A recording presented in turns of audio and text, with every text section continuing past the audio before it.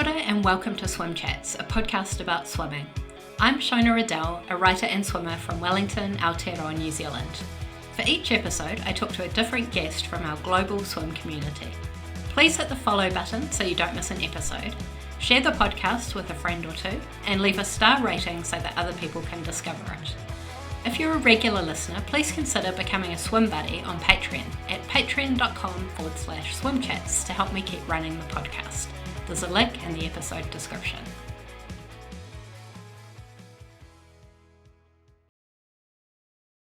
Zoe. Hello. Hello, welcome to Swim Chats. I'm very excited to have you as a guest on the show today. Oh, thank you. I thought we could start with Mountains to Sea Wellington, since you are the co-founder and executive director. So for people listening who are not familiar with Mountains to Sea Wellington, do you mind just giving a quick explanation of what it is? For sure. Well, good morning. Lovely to see you. So Mountains to Sea actually is part of a national collaboration of organisations that work right across Aotearoa. And their primary focus is around connecting people with te taia, so connecting people particularly with water environments, so freshwater and marine environments.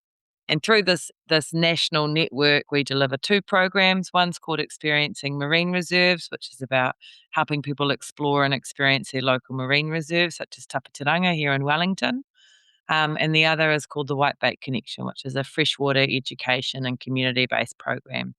So that's where we began. That's sort of the roots of Mountains to Sea.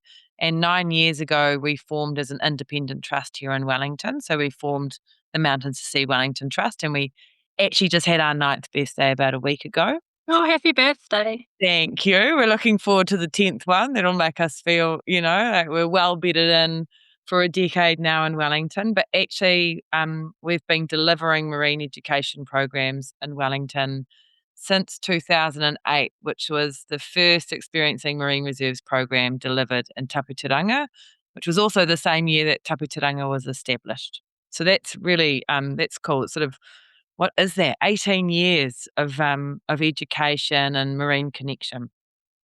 So the evolution of Mountains to Sea, sort of from those two education programs, has sort of continued to grow and blossom where there have been, like we've seen needs arise in a particular space, or the community has wanted particular support with a particular issue, or sometimes because we have a really passionate coordinator in a particular area.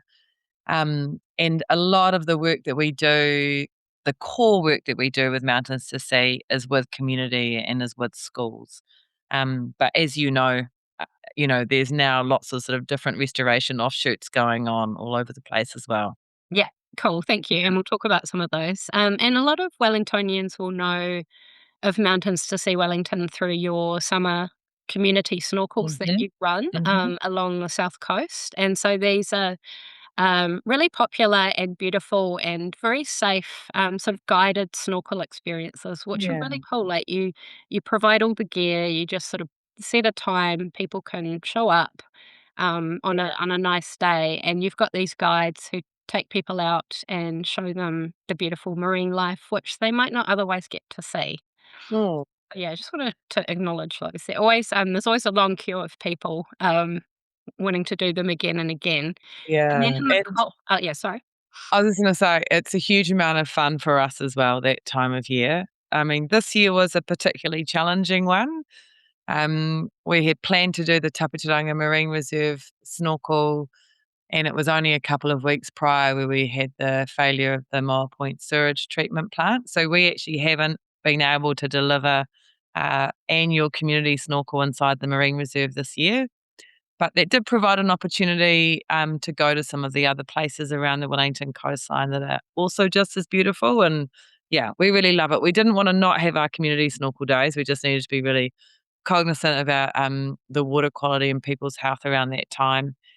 So yeah, we were doing it out in Porirua and in the inner harbour as well over February this past summer. Yeah, but Yeah. we love it. It's really busy. It's a really busy, chaotic, hilarious day, but we just get so much lovely feedback from the community around those days. So yeah. Yeah. 600 or 700 people usually get zipped into wetsuits over those community snorkel days. So they're pretty busy. Yeah, that's really busy. And now we're in the sort of cooler, darker months. You run the Awa After Dark events, which Hmm. are the freshwater events. Yep. So those are in different locations. They always seem to be booked out as well. Yeah. And so the idea is that you show up with some gumboots and a torch and you get guided through some of the Mm. streams that we have around Wellington. Yeah, absolutely. So those are taking place all around Wellington as well. And that's actually because most of the amazing life in our streams is nocturnal. So our 5 different species of whitebait, they are more active in the evenings. Our tuna, our eels are all out at night as well. Or the coda, the freshwater crayfish, they're out exploring. So actually going down to your local stream with a torch is a really great way to get to actually see what's living in your stream. So that's particularly cool. And it's always lovely when the nights are shorter like this to be able to go out and have something to explore in the evenings. Yeah, Yeah. it's cool rather than just sitting watching TV all evening. Totally. I know there's like a live stream going on in your live stream, there's Oh, all this I stuff like that. going on. And then you can have a nice hot chocolate afterwards. So Yeah, yeah, I love them. that's cool. And so you talked a bit about the founding of Mountains to Sea Wellington. So I'm curious to know a bit more about you and your background. Like, have you always done marine work, or did that come a bit Uh, later? well, I've always had a love of the marine environment, and I've sort of talked about this before, but I used to go out snorkeling when I was quite young with my dad, and I remember going out to Makara as a young teen. I don't know, maybe I was about 11 or 12, and Makara was actually filled at that stage, at that time, still with paua, and so we would go and get a couple of paua, and I remember seeing an octopus there very early on and getting quite hooked on that. So I always loved the water, and I was in it whenever I could be. And, in my early 20s, I trained as a dive instructor down in Kaikoura. So I worked in Kaikoura swimming with seals and dive instructing, and then I worked for a couple of years in Samoa doing a similar role, with a family there. And then I moved to Australia and did environmental science. So my background has sort of moved into those marine spaces, quite a lot. And in Australia, I was based in Southern Cross University up in Lismore, and so Byron Bay and all of that amazing sort of northern New South Wales marine biodiversity was there, sort of, being up lighthouses, watching humpback whales migrate past and things like that. So that sort of solidified all of it for me. And I spent a bit of time as a bureaucrat. So I worked at Ministry for the Environment in Victoria in Australia, at the Department of Sustainability and Environment there. But I don't think I was a particularly good bureaucrat. There's too many layers of bureaucracy, to be expected. And I'm far more sort of, I'm far more, I, I don't know, a fair description would be impatient. Like I like to see things happen. I like to move quite quickly. And so, yeah, the evolution into education and into the marine projects has been a really natural one. Far better aligned with my temperament than being a bureaucrat. And I imagine you love being outdoors, and Yep. so that's a major shift from watching humpback whales and lighthouses to working at a desk. I know, but I'm really pleased for all those times and experiences because I worked on oceans policy the second time it came through, and I worked on climate change policy, and that just allowed for lots of interaction and understanding about the complexity of marine management. I was also really lucky when I was working at Ministry for the Environment, all the collaboration around the establishment of the marine reserves in Fiordland. So a community-led process for marine management was taking place, and I found that incredibly inspiring to watch that unfold. And I think that also has like really cemented in me the power of community to lead and make changes for their local environment. So that was a really lovely thing to actually kind of see take place, and the community take that to the minister and help kind of push that response to what they wanted for their local environment as well. Yeah, that makes sense. And even if a job is not necessarily our dream job, it can give you new insights and tools Yeah. and skills, can't it, that Yeah, you can then absolutely. bring to your next role. Yeah. Mm. Let's talk a bit about Love Rimurimu, which is one of the sort of branches of Mountains to See Wellington that you mentioned. You're the project lead. So for those who don't know, Rimurimu is the Māori word for seaweed.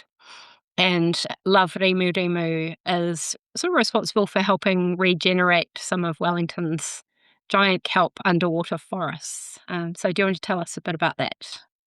Yeah, we so it's a one of those natural evolutions, I think. So we began in 2020 with an education program that was specifically directed on engaging people with their underwater forests. We just felt like they were really out of sight and that people had no appreciation for the incredible diversity.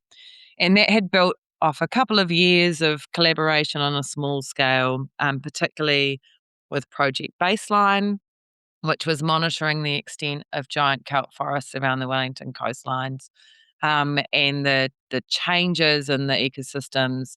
So, a greater proliferance of kinna and other species, sort of the introduction of wakame, these invasive kelp species. So we're just sort of watching all of this stuff going on and going, how do we actually get Wellingtonians to engage in their seaweed forests in the same way that they think about their terrestrial forests?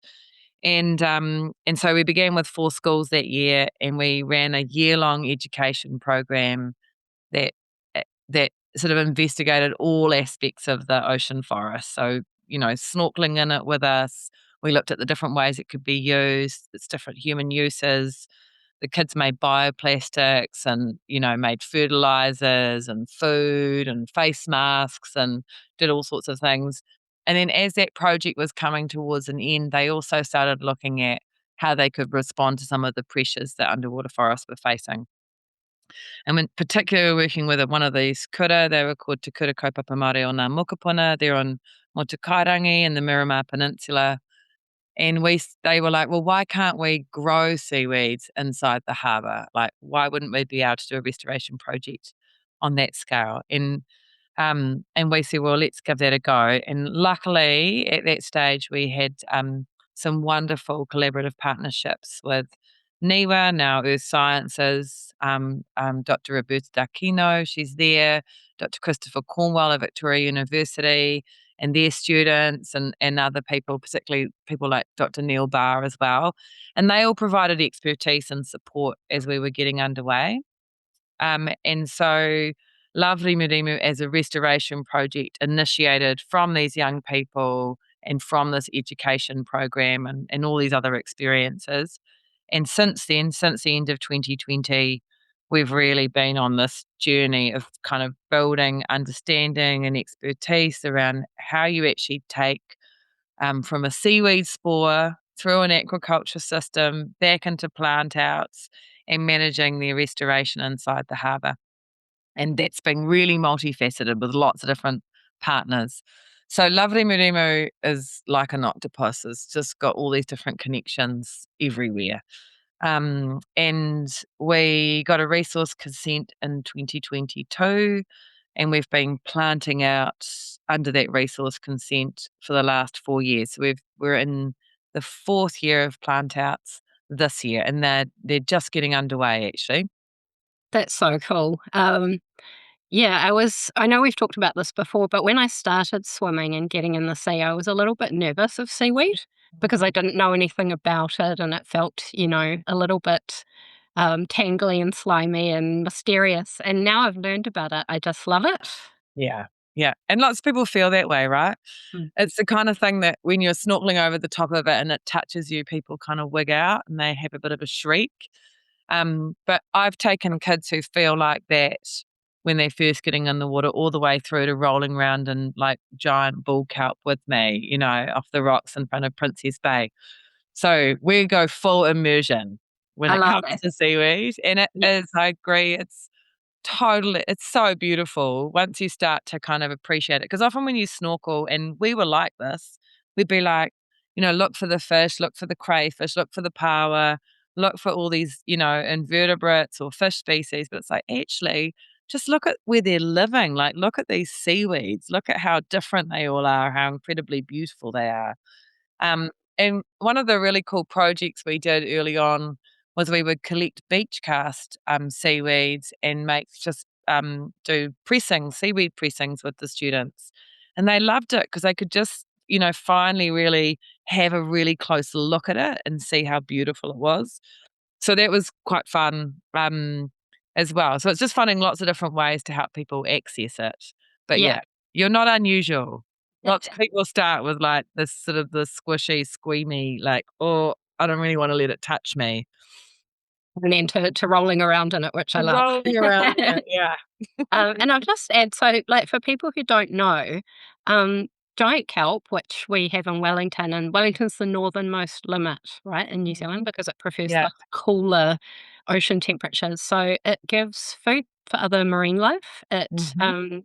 produces oxygen. It absorbs carbon dioxide. It provides sort of a buffer for coastal erosion. So it does all these amazing things. The other thing I didn't know was that seaweed is not a plant. Like, a lot of people Mhm. probably think it's a plant, but it's not. Does No. that make it trickier to grow in a lab? Oh, I would say quite honestly that growing seaweed has been incredibly tricky. Like we've had a lot to learn. Um, and also you might get it to grow and then you can't get it when you try and outplant it, that's incredibly difficult as well. So yeah, seaweed is not a plant. It doesn't have roots, it has a holdfast. It doesn't have a stalk or a stem, it has a stipe, so it needs to be held up by water movement. It also needs water movement to cross over the blades of the seaweed so that it can pick up nutrients and carbon dioxide. So you have to try and simulate all of those things in an aquaculture facility. And in the first year when we were trying to do it, we were also collecting spores from wild seaweeds under our permit. So when you dive down, you'll find blades, these sori that are in these thickened parts of the seaweed, and you can collect those. And then back at the lab, they're sort of dried out and stressed out, and then they're put in a blender, or fragmented. It just means they're blended. And then that makes a sort of spore slurry, and then that's poured over rocks. And then we all hang out for sort of 4 weeks waiting to see where the brown fuzz will grow on the rocks. And if we're successful there, then those very small sporophytes, they actually then grow into the young seaweeds that we then attach to rocks and take to plant out again. But for that whole process, you're trying to simulate as much as possible the experience or the conditions inside their local marine environment. So yeah, as I said, currents and waves, and so tipper buckets and tanks that kind of move around a little bit. All those things are really important. And then the seaweeds themselves are attached to these rocks, and their holdfast need to secure to those rocks. And then our hope is that as they grow, that the holdfast will grow and spread onto the reef and then adhere to the reef, because they're not going to go down into the sediment. They need that rocky reef to be able to attach to. And if they don't do that, if they don't actually attach to the reef and establish in that way, they get to a certain size, they form a whole lot of air bladders, and then they just simply float off. So you have to, like, if you want them to stay in place, you have to get all of these things right. You have to get spores that are viable. You have to get them growing well in the aquaculture. You have to put them back in the ocean at a time that's right for them, so there's not too much temperature shock. You have to hope that something doesn't eat them, and then you need them to like grow and spread out on the bottom in a way that helps them stay in place or stay in the part of the reef. I mean, we have literally, gone on one day and seen a seaweed going really well, felt really excited, gone back the next day and it's gone. Oh, man. I know, a Oh, lot of tears. there's a lot to it. Yeah. And I've read that, sorry, that seaweed can grow up to 60 centimeters a day in the right conditions. So when it is held securely and doesn't float away, it can grow really, really fast. Yeah, and that giant kelp is, I think it's the fastest growing organism in the world. And, like, everything needs to be perfect for that kinda growth rate, to be achieved, but you need really good light, you need good need good water movement, you need nutrients as well, you need, like, a good structure that it's held onto, Yeah, everything and you has to need come together. yeah, and you need really good water quality as well. So Wellington Harbour, doesn't have all of those things. So our seaweeds here grow much slower, Right. and they take longer, and they don't really get as large. And one of the big issues for that is light penetration because of the extra sediment flowing into our coastal environment. So yeah, Wellington and actually most of New Zealand suffers from coastal darkening, which is really when all those excess nutrients wash into coastal environments, and they prevent light absorption down into deeper waters. And light's, just like a plant on land, light's really fundamental for a seaweed. Yeah. Yeah. It reminds me, like, over the summer, I worked on a cruise ship for a couple of weeks, and I went down Yeah. to New Zealand and Australia's sub-Antarctic islands, which are Mm. a group of, Very jealous. yeah, little islands on the way down to Antarctica. And, we'd get off the ship and jump into Zodiacs and, zoom around the coasts of these islands, and there was so much kelp. Mm. Yeah, like bull kelp, and it all looked so healthy and abundant, and it made me so happy to see. Yeah. Some of these islands have their own marine reserves, and obviously there's plenty of cool water down there, which I guess is where it thrives. But yeah, Yeah. so you Yeah. that's where you can see some healthy seaweed, but it's not easy to get there. And Yeah, also, I just thought, like the Wellington coastline, the abundance of seaweed along the Wellington coastline is incredibly special. yeah. And Tapitaranga has been, particularly thriving for many years, and just having those ecosystem balances back in place, like having those top predators, having kinner numbers kept down, all those things have really helped, those different seaweeds thrive. I mean, we've got water quality issues. Before the sewage outfall, we had water quality issues. But still, I mean, I think it's 600 or 700 different species of seaweeds can be found along the Wellington coastline. And that's because we sort of sit between this northern and southern bioregions, and we have all these amazing currents coming through with the Cook Strait. And inside the harbour, it's a different story. The biodiversity inside the harbour is ever decreasing because of all of these cumulative impacts. So the sedimentation, the overfishing, the kinner numbers booming, it's warming quite quickly. So, just a contrast in our little local environment is the South Coast versus what's happening inside our harbour. And for people who do a lot of swimming in the harbour, who will be listening to this episode, we don't see much when we're swimming Yeah. because it's so different. Sorry, my dog's just scratching to get out the door, so All right. you can hear that. My dogs never know whether they want to be in or out while I'm recording, but that's okay.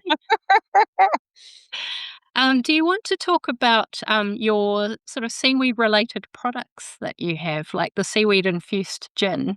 Yeah. Um, well, actually, last year we had New Zealand's first ever seaweed festival in March 2025. And we did a host of different events over that week. It was really fun. We were hoping to do it again this year, but just funding didn't allow this year. So we're hoping Seaweed Fest 2027 is on the cards. But one of the things that we did during Seaweed Fest is we collaborated with a number of different people: the Worcester Bay Boat Club, the Sea Shanty Society, Imagination Gym, Te Kura Kaupapa Mariana, Mokopuna, and we sort of celebrated all things seaweed. So the Kura made this incredible menu of like seaweed derived foods and like fry bread with seaweed butter, and that was incredible. And then Imagination Gin make a wakame and lime seaweed gin. And so that was really fabulous. So they were doing seaweed gin and tonics, and we had the sea shanties going on as well. And so wakame is an invasive species. It came in on the probably in the ballast water of ships, and it has proliferated sort of around New Zealand. It likes colder waters as well. It tends to do better around the same time of year as our macrocystis. So it can outcompete for space. So wakame removal is totally something that we could do to improve, and we are doing a bit of research around that, the local environment for the establishment of young seaweed, young macrocystis. So the wakame is harvested, and it's also luckily turns out to be super tasty. So it's the seaweed that you find in like a miso soup. It can be made to use all sorts of other products, but yeah, it can also be used to make a gin. So Imagination have done a special gin for us, and it's this wakame and lime gin, but with a really beautiful, lovely murimu wrap of our giant kelp forest that's been designed up by a local designer, Scarlett Nevis. So yeah, that's been really fun, and I think it just also speaks to how much seaweed turns up in our food products, sometimes really explicitly, like in this wakame and lime gin, but seaweed's in so much, and people are totally unaware of it. It's in your toothpaste and in your yogurt, and yeah, so it turns up all over the place. So in itself, it's an incredible product. But yes, if people like a gin and tonic and they want to support the project, there is special seaweed gin at the moment that people can buy, and Cool. we'd really appreciate it. Yeah. I'll put a link in the show notes Oh, for that that. would be awesome. Yeah. Yeah, so with the Seaweed Festival that you mentioned last year, so that was New Zealand's first ever seaweed festival, right? And it ran for a week. And I Mhm. just mentioned some of the events that I went to. Of course, there was a sunrise seaweed swim in Island Bay to open the festival, which was beautiful. There was giant kelp yoga, where we sort of lay down and imagine that we were waving kelp in the. It was lovely. And then you mentioned the sea shanties at sunset to sort of wind up the festival. There were tattoos, Mhm. like permanent and temporary tattoos, seaweed speed dating, where you were Mhm. matched to your perfect seaweed. It was just everything. And it was something for everybody. So yeah, I'm very happy to hear that might be coming back next year because it was awesome. We would love to see it back in March 2027. Yeah. So what even though we haven't been able to do it this year, we have we have taken some of the things that we did during the Seaweed Festival that we particularly loved, and we're going to do sort of a couple of events that are really specifically, special, from that time. And Mhm. one of them, is on the 28th of June. We're having a midwinter, almost matariki, dawn swim, so an opening swim. So last year we celebrated the opening of the Seaweed Festival with the dawn swim to open it, and we just love that format of everyone being together down on the beach as the sun rises to go on and celebrate our ocean. And so we'll be there at the Worcester Bay Boat Club at 7 a.m. on the 28th of June, and everybody is welcome to get in for a dip. And if we manage it, we'll have the saunas there lined up too. And Worcester Bay Boat Club have opened up their doors, and the kura will be recreating some of those amazing seaweed snacks that they created for the festival as well. So everyone is welcome to come down and have a bit of a splash. And the students from the kura and ourselves will be there with different seaweeds and displays and things. People can come and have a chat to us about the project and find out a little bit more as well. That sounds awesome. I'll definitely be there. That's Right, one of look my local forward to it. beaches. Yeah. I think Uh, you're actually to blame for there being a sea swim last year. yeah, Yeah. people can write to me if they're So, yeah, I'll just repeat that Sunday, June 28th, which is coming up. We're currently sort of mid to late May, so it's just over a month away. Wellington's Worcester Mhm. Bay, 7 a.m. start. Yeah, I'll put that in the show notes as well. Fantastic. Here's a random question. Last year you spent was about 6 months overseas in the UK and Europe, just having a change of scenery and probably a break from all your hard work. And I think you had a seaweed bath on an island. I remember listening to an interview with you where you talked about a seaweed bath. What? Oh, I never made it. Oh, So sad still. So oh, yeah, no, I didn't make it to Ireland. I got well distracted in all sorts of other parts. So, my dad actually was born in Devon in the south of England, and I travelled sort of all on that coastline through to Cornwall and out to the Isles of Scilly. Isn't that a fabulous name? And, not many people know about it, but the Isles of Scilly are these incredible, like, they're like the Bahamas of Britain. I know that sounds really weird, but the sea is so clear, and it's traditionally a fishing community, really. And there's all these little islands, and I went swimming with grey seals there and got, caught amongst all the seaweed there was just amazing. And they had some really fabulous community science projects going on called the Big Seaweed Search, which was happening while I was there. So I got to learn quite a few of the different species around the United Kingdom and through Scotland and things as well. I loved it. I swam everywhere. But I just ran out of time. But in Ireland, these traditional seaweed baths where they fill up the baths with seaweed and people plunge into them. So that one's just still waiting me. Ireland Oh, and Norway. you'll have to go I back. was like, I'm going to make it to Ireland and Norway, and I didn't, even with 6 months up my sleeve. Yeah. So next time, or maybe we could set some up here, Shona. Maybe we could have Oh, some. I know. I like I that idea. actually would love to just set up a big seaweed bath, pour hot water in it, because like when you pour hot water on seaweed, it releases all of its like gels and glue. It can get very slimy in there really fast, but it's amazing for your skin. I would be keen, and I can I know already you think of would. a number of other people who would be keen to give that a go. So yeah, let's Yeah. put that on the to-do Okay, list. seaweed bath, 28th of June. Um, I was gonna say, like, you're very good at having ideas. And yeah, and but also getting things done. Usually people are one or the other. They're ideas people or they're the doers, but you seem to be both, which is really cool. But I know you also have a very good team of people behind you to help execute these plans. Yeah, I know. We have an amazing group of a team. We've worked together for a really long time.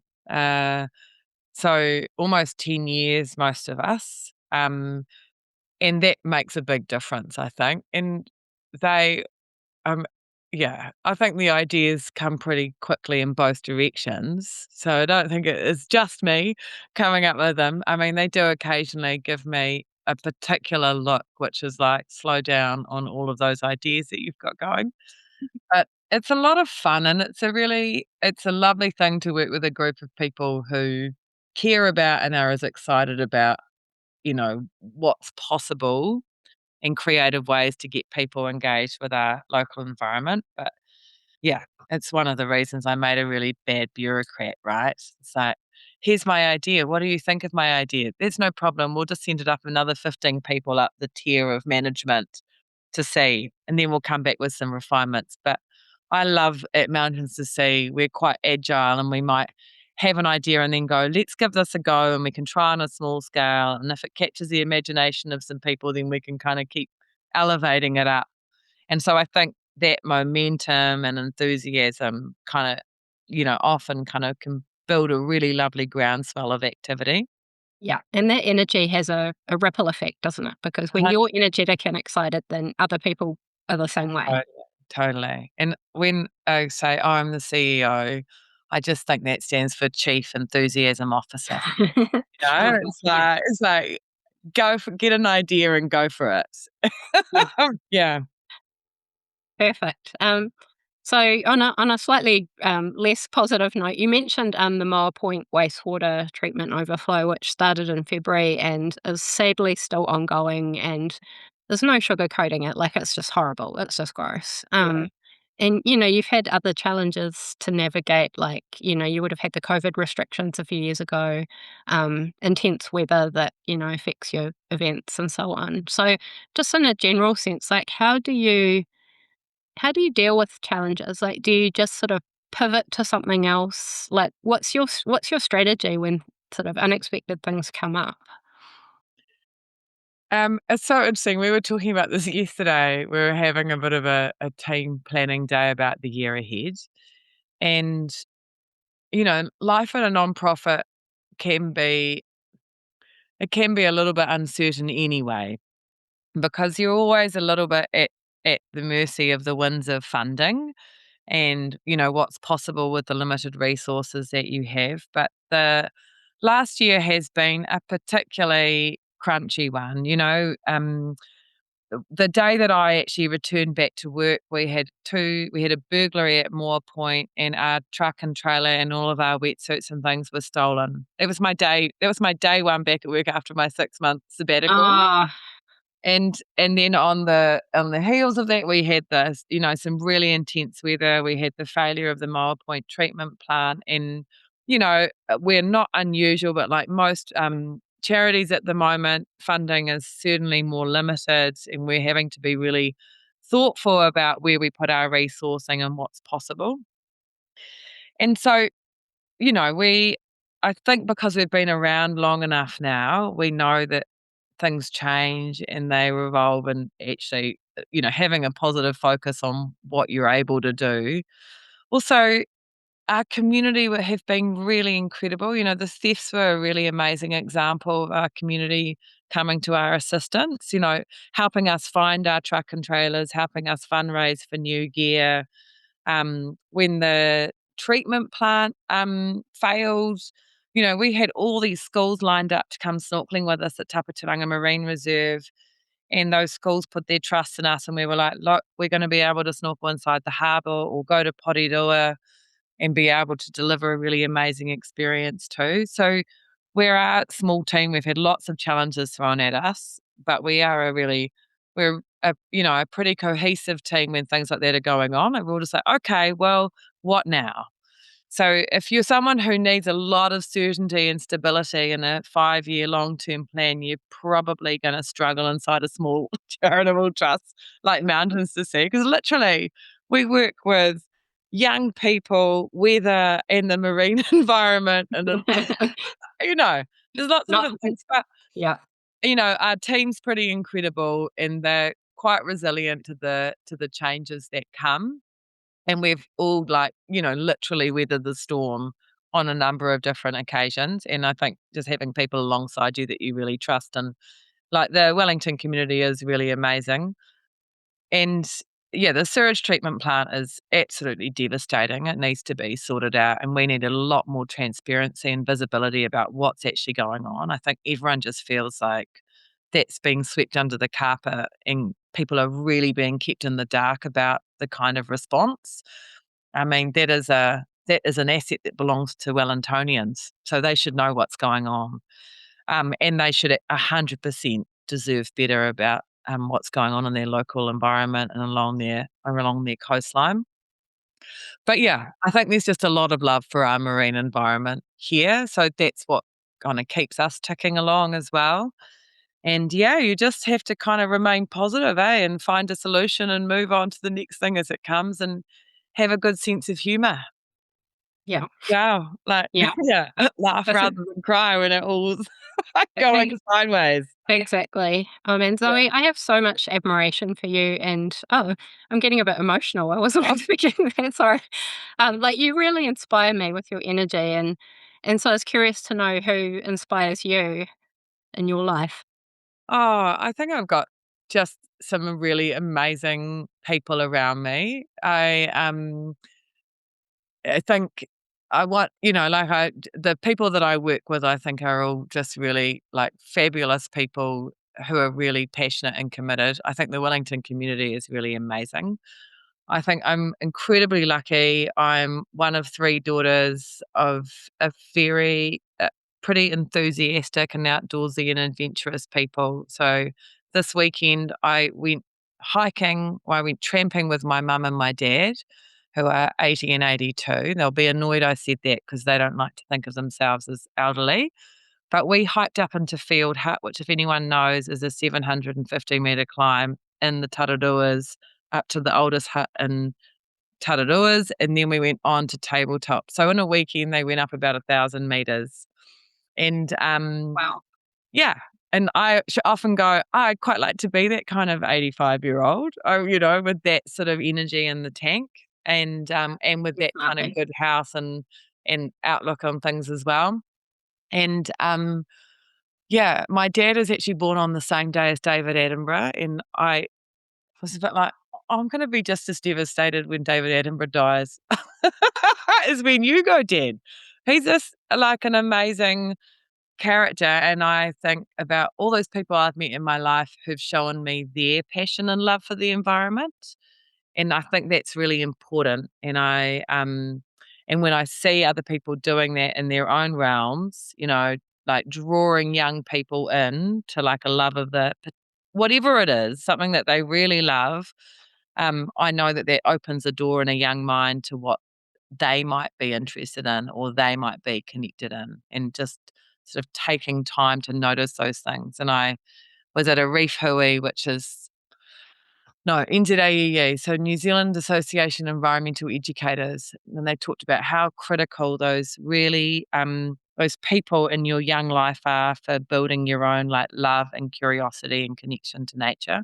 So pretty much, I think anyone who does that is an inspiration, and I love seeing the way that other people kind of share and unfold the natural world with others as well. Yeah. So is that enough people that I think are admirable? Because Yeah, I think definitely. there's Yeah, an that's so incredible yeah. amount of people doing amazing work.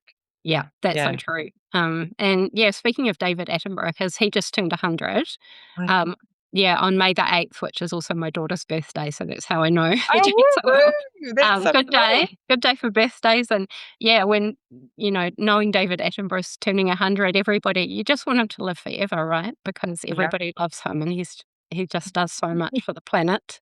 Yeah. Yeah. So because this is a swim podcast, I want to ask you about your own swimming because I Yeah. know that you like to get in the water regularly. Um, and you live in Titahi Bay, is that right? That's Yeah. correct. Do you want to talk a bit about your early morning swims? Yeah, so I'm part of a really lovely crew, who swim at 6:30 AM every morning the entire year long down in Titahi Bay, and I think it's not swimming like you do, Shona, it's definitely bobbers. We are the Titahi Bay bobbers. But this is the time of year I actually really love because it's starting to get quite dark at 6:30 in the morning, and so we're down there, and this is when the bioluminescence starts turning up, and we still get stars and moonlight in the mornings, and so, yeah, I started with them over 2 years ago, and it was actually a really important moment. I think I was feeling pretty stressed out and burnt out with things, and, I sort of opted out of Christmas one year. I just said, I've got nothing in the tank. I'm just gonna have this, like, totally off the grid, wind down for 2 weeks and see nobody, and I went down for the Christmas Day swim in the morning. So Titahi Bay is this really awesome Christmas Day swim. There's about 200 people there, and they said, "Oh, well, we'll be here tomorrow at 8 in the morning." So holiday hours are 8, but every day otherwise is like 6:30 AM. And I just started going, and little by little, I just felt, yeah, this kind of change and this coming back to myself and remembering about it just being in my body. Because I think, our organization grew really quickly and got really large, and suddenly I had all of this organizational stuff to do that I was like, "Oh, it's not really what I wanna do. I wanna take people snorkeling. I don't really wanna do all this other stuff." But, it's a part of the growth of an organization. And so, yeah, swimming, I think, brought me, like, just back into myself and into why I do the work that I do, and, yeah, it's a great thing. It's really lovely. So if anyone's in Titahi Bay at 6:30 in the morning during a weekday or 8 o'clock during, Saturday or Sunday, we're down at the surf club. We meet there, we jump in, we bob about, we catch up with everyone's news, and Yeah. occasionally I go with a few friends and we swim across the bay here as well, but, yeah, we keep it pretty chill. We don't swim around coastlines like you do, Shona.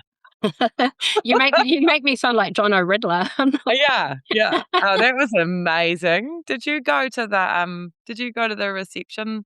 I Yeah. swam. I was one of the swimmers behind him right at the end. You know Oh, how a group of ocean swimmers jumped in, like, yeah. right before he arrived, and it was one of the happiest swims I've had in a long time. And I Yeah, love all my swims, but it was so special to be yeah. it felt like a real privilege. I know. What an Incredible. amazing endeavour and just such an important issue. Yeah, And I think it just brings to light there's just so much more that New Zealand needs to be doing for its marine environment and yeah, could be doing. And that, particularly when you have a really deep love of those places, I think that's the absolute minimum we should expect. Yeah, and I hope the government listens and reads the petition, Mhm. which had all the tens of thousands of signatures. Yeah. Yeah, yeah, So 100%. how can people, so hopefully everybody listening to this episode is fully energized and wanting to support Mountains to Sea Wellington and Love Rimurimu. What's the best way to get involved and support the organisation? Well, if you're a gin drinker, you can buy some gin. That was, Yeah. Yeah. have a little nip of that after your sea swim. I mean, if you swim in the evening, not in the morning. Also just come down to one of our local, like one of our events. I mean, we love catching up with people who kind of share our passion for the marine environment on the 28th of June. Obviously, there's that sea swim that's free. It's open to everybody. On the 9th of June, we're having one of our annual fundraising events, which is the World Oceans Day quiz. There is a huge amount of fun. There's a best in shoal fancy dress prize, so people usually come in costume, and there's, I think, vaguely ocean related questions and a lot of sea shenanigans going on. So that's really fun. That happens at Parrot Dog every year, and so people can come down and join us for that. We do volunteer programs as well, so we rely quite heavily on volunteers in the marine environment. At the moment, we've just actually done a big training program with volunteers to help do our seaweed plant outs and our Love Rimurimu plant out. So that's been really fantastic. We had a huge response from the community. So I'm sorry, there are no more seaweed plant out volunteers needed. I know, sorry about that. That's been really amazing. But in summer, when we run our community snorkels, our volunteers, we train them, they're our guides. They come along and help with our school programs as well. So if people want to be volunteers, and then obviously if people have other organisations or they want that they know about that might help us fundraise for our programs, or they want to donate, there's information like that on the webpage as well. But all of those things, being a part of it or being a volunteer with us, or if you've got a great idea for a program, or if your group wants to get involved with something, those are like all different ways that you can connect with us and that we love. Awesome, thank you. And I'll also add that you sell some merchandise on your website, including t-shirts. That's an Oh. audio podcast, but I'm wearing my Love Rimurimu t-shirt right now. I need to put that on. Got a dress for the occasion, which has all the different types of seaweed that you can find around Wellington and the names. Yeah. So, thanks, Zoe. Well, I've really enjoyed talking to you. I really appreciate your time. It's been nice getting to know you a bit better. Thank you. It's been a real pleasure to chat as well. Thanks for listening to Swim Chats. If you enjoyed the episode, please share it with a friend or two. Also remember to hit follow to be notified when I post new episodes. To help other people discover the podcast, you can rate and review it on Spotify or Apple Podcasts or wherever you listen. If you're a regular listener, please visit patreon.com/swimchats to support the pod. Enjoy the water, and we'll see you next time.